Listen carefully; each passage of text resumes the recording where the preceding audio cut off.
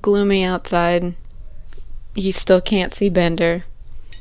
So, you know what that means. We're gonna rant about Suicide Squad!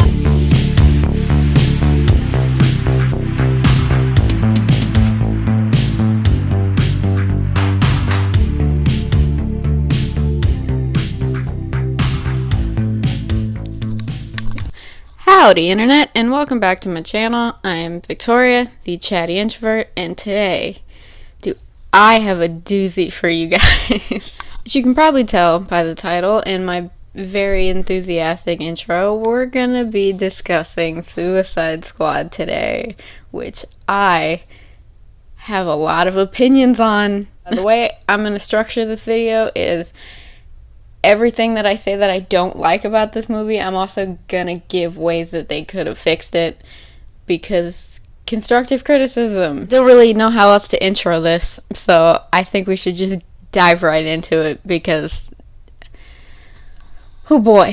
So the basic premise for Suicide Squad, for anybody who either doesn't know or forgot, is we basically have the government of Gotham essentially putting together a task force of people who are all criminals, basically, in their highest security prison. And they're like, we don't care about you guys, so we're just gonna make y'all a team, and we're gonna send you out to do the dangerous work that we really don't feel like doing. This movie was released in August of 2016. It doesn't feel like it was I feel like it was released way sooner than that, but August 2016. It was directed by David Ayer, who also directed Bright, and what else did he do? Okay, yeah, he directed Bright, he directed Fury. He's also directing the Bright sequel that is apparently in the works to come out. He directed Fast and Furious, the first one, and he also is set to direct Gotham Sirens, which is that Harley Quinn movie that was supposed to come out, I think, before Birds of Prey. That was supposed to be like Harley and Poison Ivy and Catwoman and like all the ladies, but I haven't heard much about that, so I have and there was no date when that's supposed to come out, or when the production for that is even supposed to happen, or who's in it. So I have no idea what the status of that movie is, but it was listed under his to be announced films, and apparently he's supposed to direct that. The runtime is 123 minutes, so that's about 2 hours and some change, which is fairly normal, I think, for superhero movies, especially if it's like a team movie. I feel like solo superhero movies are a lot shorter than that, but your Endgames and your Infinity Wars and the regular Avengers, I think usually those run closer to 2 hours. I have to look at my phone for this because there's so many people's names but for the cast for this, but this movie stars Margot Robbie, Will Smith, Cara Delevingne, Viola Davis, Jared Leto, Jay Hernandez, Jai Courtney, Joel Kinnaman, Joel Synonym, Karen Fukuhara, and then I'm gonna attempt this man's name, but if you watched one of my last videos, I'm not great with names, but Adewale Akinoya Agbaji? I gotta cut that out. I'm so sorry to this man. I'm so sorry. It has a 27% critic score on Rotten Tomatoes. Do I think this movie is perfect? Absolutely not. But do I think that this movie deserves a 27% rating? No. No. I don't think it deserved above maybe 65, but it did not deserve no 27%. That's low. Movie critics really sat on their computers and said, I have not seen anything worse than this, so I'm giving this movie a 27%. That's not even passing. It also won an Oscar in 2017 for Best Hair and Makeup, which I think was very well deserved. Killer Croc's whole thing could have just been given an award individually. Hair and Makeup team, y'all snapped. Y'all went off, and y'all knew you went off, because this is the first DC movie ever in history that's ever won an Oscar. So Jared Leto plays our Joker in this, and he had some very large shoes to fill, considering who has played the Joker before him. But in all honesty, and I know I'm probably going to get trashed for this, I don't hate him. I have a reason for not hating it, okay? So don't just, like, I have a reason, so just hear me out real quick. Just let me explain myself. Every single one of the live-action Jokers, though, have been extremely different, and they fit the vibe of the movie. Heath Ledger's Joker fit Christian Bale's Batman. His interpretation of it fit the very modern, dark feel that they were going for Christian Bale's Batman movies, and that's why it worked. Jack Nicholson's Joker fit Michael Keaton's Batman in that whole universe because it was very comic book-esque. I talked about it in one of my other videos of my love of Batman Returns. It's like you're watching a comic book. It's very goofy, it's very silly, and that's what Jack Nicholson's Joker brought, and it worked for the universe and the vibe of the Gotham that they were trying to create. Tone of the Gotham that they created for Suicide Squad was very street gangster-esque, but like modern, not like 20s gangster, like modern gangster. Jared Leto just fit well with the tone that this movie, or at least this version of this movie, was trying to create. I feel like if they had stylized him like any of the past Jokers, or even any of the Jokers that have been in the comic books that we've gotten so far, it would have looked weird. So, considering that, I think visually he was a very good Joker. There were occasionally some times where I did think that he went just a little smidge overboard, but not too much, because the Joker you can go overboard with, I think, and not be too terrible. I do get a lot of the criticisms, though, that people make about his Joker. I think it's just because it's so different than any Joker that we've gotten before. I gotta give him props. He did very well with what he was given. And he was given a lot, but we obviously were not shown a lot because they cut a lot of this man's material out. So it didn't even really feel like he needed to be in the movie, to be quite honest. I feel like the movie could have been exactly almost the same if the Joker hadn't have even been in it. The way they could have fixed Joker's whole existence in this movie is if they had kept in a lot more of his scenes. He shot a lot of scenes, and I feel like a lot of those scenes had backstory to them, or at least would have given him some sort of a point. I feel like they just threw him in here because Harley was in there, and they felt like they had to. If you're gonna put such an iconic character like the Joker in your movie, you need to just use him more. Like, that's the only fix I have for this. It doesn't even have anything to do with Jared Leto's acting. It has to do with the fact that y'all had him in this and gave him, like, collectively probably like 5 minutes of screen time. And they do that with a lot of characters in this, and that is something I will also touch on in a second. Also, side note, when I was doing research for this, I found out that Ryan Gosling was originally slated to be the Joker in this, and then I think he had some other, like, prior thing that he had to go do, so he had to drop out. But oh my god, would this have been so different if Ryan Gosling had been the Joker. I don't even think I can imagine him playing the Joker. It's just very difficult for me. I mean, I don't want to discredit the dude. Maybe he could have slayed it. Maybe he could have killed it. But that seems like a very odd choice. I would have seen Ryan Gosling more as like a Rick Flag in this, because Tom Hardy was supposed to be Rick Flag. This movie was initially going to be cast so different. Ryan Gosling was supposed to play the Joker. Tom Hardy was supposed to play Rick Flag, which I think Tom Hardy would have been a better Boomerang. Side note? No, that's 3. Side note. There we go. That's 2. Jared Leto's a very method actor, as far as I can tell, and apparently he sent his castmates dead rats to terrify them, and he stayed in character the entire time he was on set. And to that, I will say, you do you, sir. But I'm gonna have to pass on that. Hi, Editing Victoria here. So, I'm watching the footage back for my explanation of this category, and it makes no type of sense. So I'm just going to talk it and show you pictures. So here's what Harley looks like. If you forgot what she looks like, I don't know how you would forget, because literally everybody and their mama dressed like this at conventions from 2016 onward. So much so that my friend and her husband now have a game where wherever they go to conventions, they count how many Harley Quinns there are, but that's not the point. So this is what she looks like.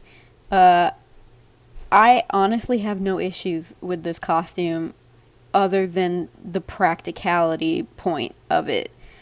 Because, y'all, how is she supposed to fight in this? She does. Margot Robbie does a great job, but, like, realistically, even though they're in a world that has magic and all this stuff in it, you kind of still, when you're transferring it from cartoon to real life, it has to make some type of sense.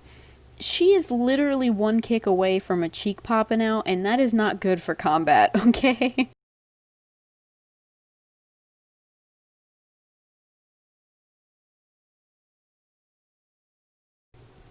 A good example of a functional character that still keeps to the comic book essence of the character that is a DC character is Catwoman in Batman Returns. I know I talk about this movie a lot, but get used to it because it's one of my faves.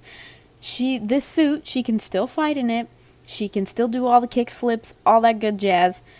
And she still keeps to her whole femme fatale thing. And you can balance sexy and functional, and that was literally my only issue with this. Like, if they make her shorts just a little bit longer, I'm not talking about no, like, to the knee khakis. I'm just talking, hold on, I'll show you. I'll draw it for you. See, look at this. Look at this. Just like a little bit more, because those are not shorts. Those are bikini bottoms that they put a belt on. And that ain't it when you're trying to fight villains, okay? So from a practicality standpoint, I was just not vibing with the outfit. I did, however, vibe with her club outfit. I would love to own that, and I would wear it every day of my life. But other than that, all of her outfits I have no issue with. I know a lot of people did have a lot of issues with this outfit, and I can see why, but my only thing was, it just, for fighting, it is not practical. And my solution is literally just making the shorts actual shorts and not, like, underwear. So, that's all I have to say on her costume. Margot Robbie's still killing it. She's rocking it. But, anyways, we can go back to our regularly scheduled program. But, Harley's costume, just add a couple inches to them shorts, girl, because them ain't no shorts, and you ain't got no coverage when you trying to kick. Katana, Killer Croc, and oh my god, what is his name? Slingshot. See, didn't put him in enough for me to even remember what his name was. They didn't use any of them, and I feel like they got given the Joker treatment, which is what I'm gonna from now on call characters who were put in movies and not expanded upon enough. They got the Joker treatment, which is kind of trash for them. A lot of Katana stuff I think got cut out as well. Her sword can take people's souls. That's so cool, and I feel like if they had given her more of a backstory, or at least set her up a little bit more, then it would have paid off in the long run. But she just kind of shows up, does some cool fighting, and that's it. Killer Croc was just thrown in for comedic relief, I think. They really didn't give him much to do. They put this actor through a lot. He was in full prosthetics this entire time, and he was barely used. The best thing that happened to him was that he got BET at the end of the movie, and that sucks for him. Killer Croc has more of a plot line in the Batman video games than he does in this movie, which I think, now that I'm thinking about it, I think the issue is that they didn't set these characters up before this movie for people enough to make a group thing for them. I know Suicide Squad is its own comic book thing, but also Avengers is its own comic book thing. But the way that, and I hate to compare Marvel and DC. Marvel is the only thing I have to compare DC movies to because of its vastness. There's nothing as big as DC like Marvel. So I'm sorry, but I have to do this. Marvel movies made a bunch of separate movies for a lot of their Avengers before they made the Avengers. You were able to get the gist of what their thing was and to form emotional attachments to them before they all got put together in a group. And that's, I think, what this movie's problem was, is they should have made separate movies for all of these people and then put them together, because I didn't know enough about Katana. I didn't know enough about Killer Croc.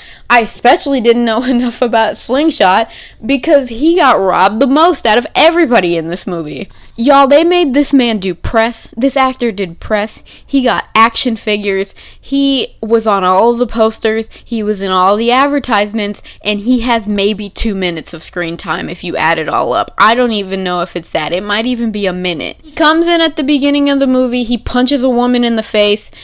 His next scene that he's in, he's talking to, I believe, Will Smith's character, one of the dudes, and he's saying, we gotta try and make a run for it. He shoots his little grappling hook on the thing. He tries to get away. Rick Flag presses a button and his head explodes. That's this whole man's plot in this movie. DC's doing a lot of people dirty in this movie, and I don't appreciate it. The fix for this is just elaboration a little bit on these characters. Or, honestly, I know this is like a big fix, but they, like I said, they genuinely should have just given single movies to a lot of these characters, because they're the least talked about, I feel like, in DC Universe world. Harley, obviously, people know about. I feel like Deadshot people know a lot about. But unless you're like a hardcore superhero fan, you don't know anything about any of these other people. And a good franchise movie sets up a character enough in a movie for people who have never read it can understand it, and also the people who have read it can like it. That's what Tomb Raider, the original Tomb Raider movies, did so well. They made a first movie that was an origin movie for people who like Lara Croft, and mainly for people who watch movies who had no idea who Lara Croft was. And then they made a sequel, which I like better, that is just like, alright, you should already know what her deal is, you already know who she is, now we're just gonna have fun. And I feel like if they had done that strategy with this movie and made it more of a setup movie, if they didn't have time to do the whole I can't talk, I'm getting too passionate. If they didn't have time to do singular movies for everybody, they should have made this more of a setup movie for a lot of these characters, and then made like a second one. Should have kept this movie, or at least, I don't know if that was their initial intentions, but they should have made this movie rated R 100%. One of the reasons I read that they cut out a lot of Joker scenes was because they were too gruesome and violent, and it would have pushed this movie to an R rating, which is like, whatever, dude. I don't know what this idea is that a lot of studios have, where they're like, rated R can't sell, we gotta be able to sell this movie to kids.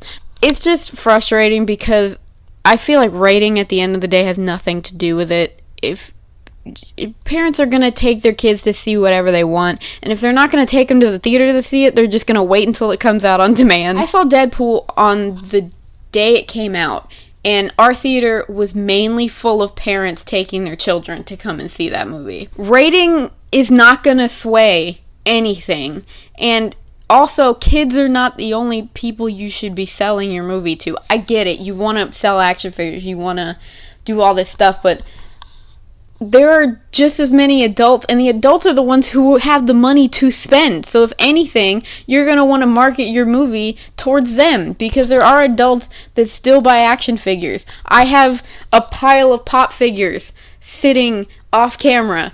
I spend money on comic books and action figures and superhero posters. I spend the money, and that's what other adults do. And so if anything, the way they could have fixed the whole rating thing is just made it rated R. Nobody would have cared. Birds of Prey did great, and that came out after this. That came out like beginning of this year? Birds of Prey came out beginning of this year, and it did great. And I think that showed them that rating doesn't matter, and I feel like a lot of DC movies should have been rated R. So just change it. Just change it to rated R. That's all I have to say on this category.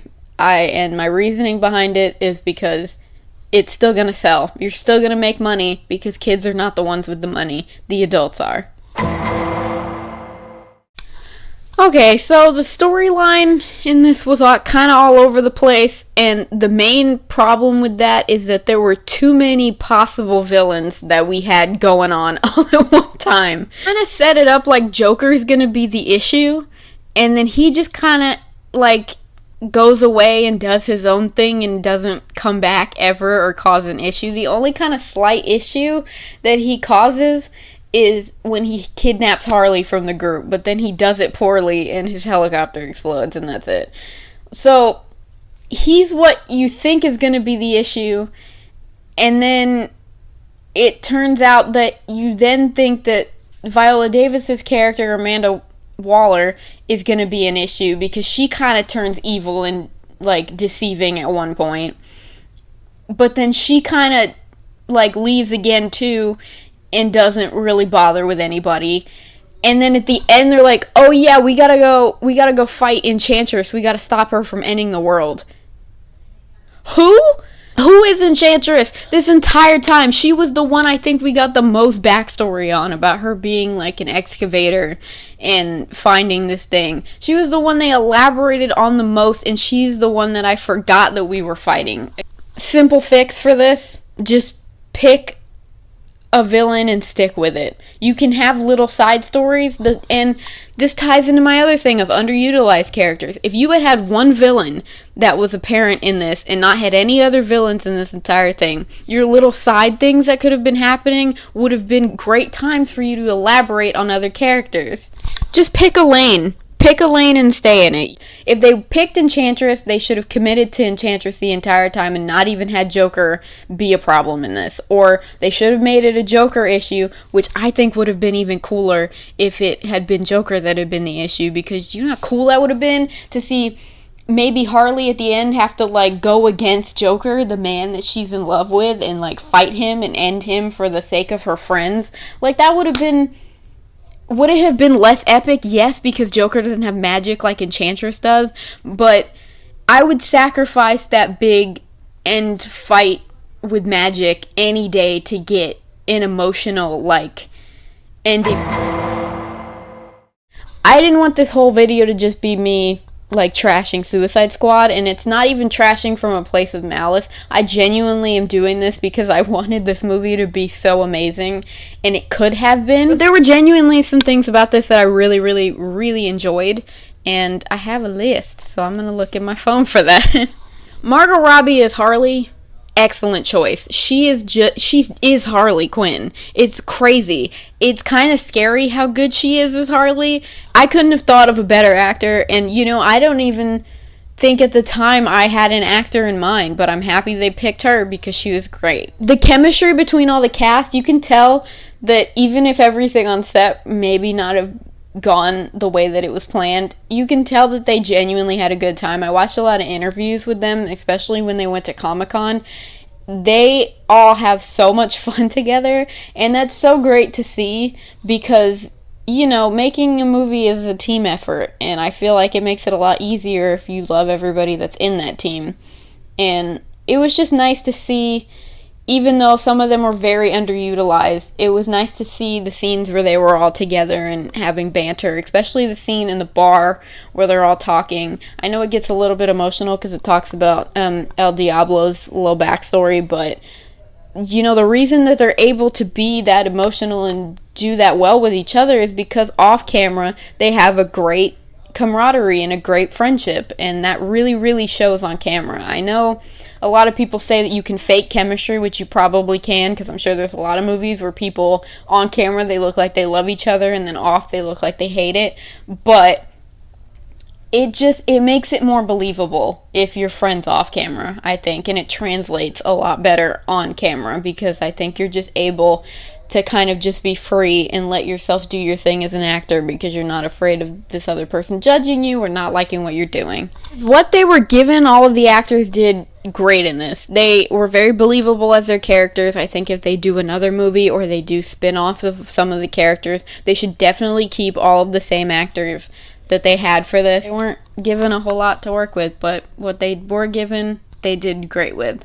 I think the aesthetic of the whole movie in general was something that they did very, very well. Just a very grungy street movie, and I feel like for the type of characters that they have, it worked very well. At the end of the day, all of these people, for the most part, except for like Katana and Rick Flag, they're all villains. They're all people who were in prison for doing terrible things. So I feel like the aesthetic that they did, not only for the marketing, but the way that the movie was shot and lit, matched that villain-esque kind of vibe really perfectly. The fighting scenes in this movie were great. Maybe not the end fight with Enchantress, I'm not talking about that one.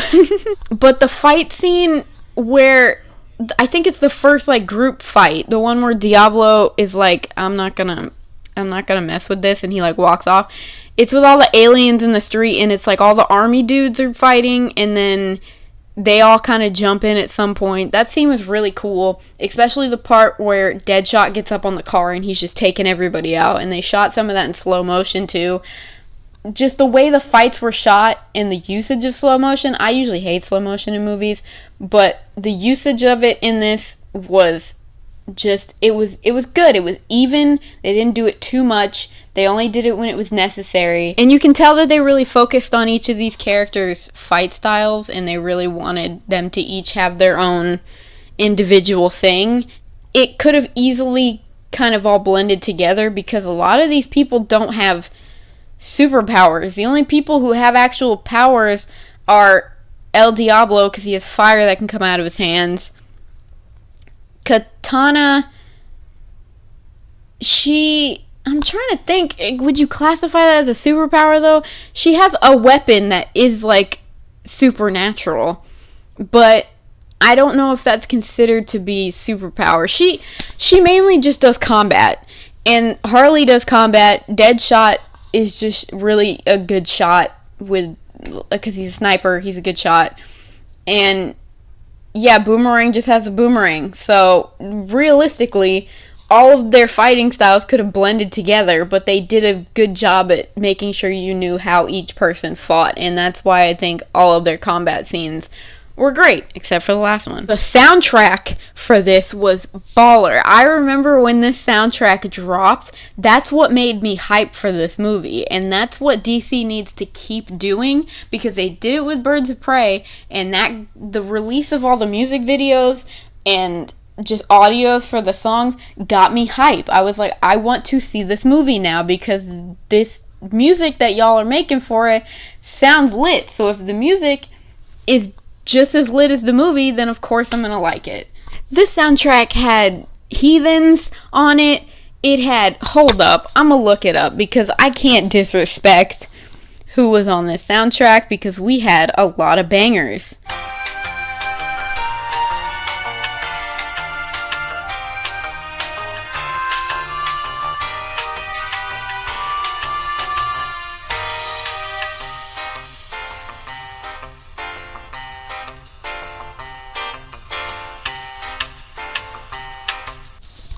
Okay, so, like I said, there was Heathens, which was 21 Pilots.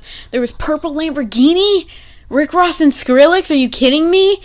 There was Sucker for Pain, which had Lil Wayne, Wiz Khalifa, Imagine Dragons, and Logic. Kalani's Gangster? Like, are you kidding me, bro? You Don't Own Me with G-Eazy? Just like, I'm looking at this right now, and I'm just like, they had a lot of older songs in there, too, for, like, intro songs for people, but you can't look me in the eyes and tell me that is not the most exquisite banger of a soundtrack that has ever been released for a movie in the past maybe like 20 years. Other than like Guardians of the Galaxy, because that one slapped. But they just got to keep doing that for all their movies, and they'll be set for life. In conclusion, I with all of my heart really, really do love Suicide Squad, which is why I needed to make a video about this. Seen it multiple times. I will always watch it if I'm scrolling through TV and it's on at any point. It just makes me sad, because this movie had so much potential, and just all of these little things that weren't really done correctly or were done poorly added up to make this movie, I feel like, a lot worse than it needed to be.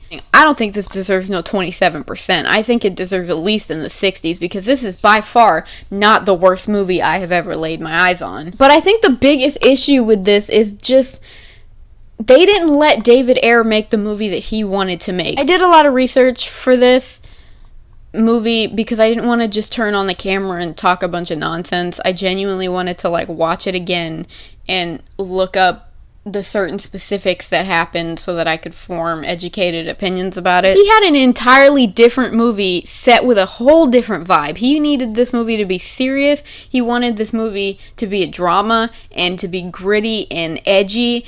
And the studio saw Deadpool and said, that movie's a comedy and it's rated R.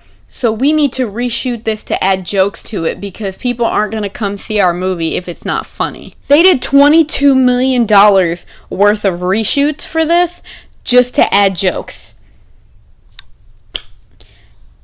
Why? Your guess is as good as mine, y'all. I said it before, I think, in one of my other videos. I don't think DC needs to be as serious as they are being. They need to balance seriousness with comedy in order to make good movies because they try to be too serious. So I don't want to see a total drama, I don't think, but I might have let it slide for this one because I think it would have done well as a gritty drama. Zack Snyder, who made Justice League, he had his own cut of the movie that he wanted to release, and the studios were like, no, we gotta re-edit it because it's not marketable. So basically a bunch of people did like a campaign to get his movie released the way he wanted to on HBO Max. So his version of the Justice League is set to be released on HBO Max next year.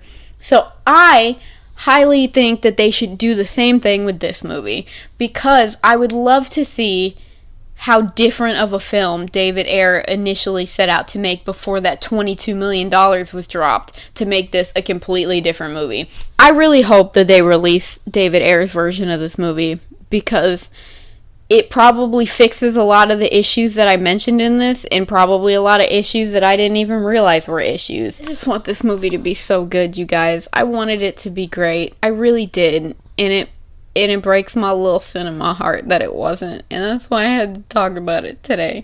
Suicide Squad will always be one of my favorite guilty pleasure movies, though. I'm always going to watch it. I'm always going to stand by it as being a decent film, because I don't think it deserves the slander that it got. But you know, what's done is done. The movie's already been out for a few years now. There's nothing we can do. We can just hopefully petition to get David Ayer's version of this movie out into the universe because it needs to be seen. So anyways, that's all I have to say on this topic. If you enjoyed me talking about movies, I do a lot of that. That's kind of what this channel was made for. So if you would like to see more of that in the future, you can click that subscribe button. And you can also follow me on all my social medias. My Instagram is @itsvictoriatribble, and my Snapchat is TribbleClef33. There we go. And I have a Twitter. I've only tweeted like one thing. But if you want to follow me on there, I'm Trouble with Tribble. Thanks again for watching, and I will see you in my next video. Goodbye.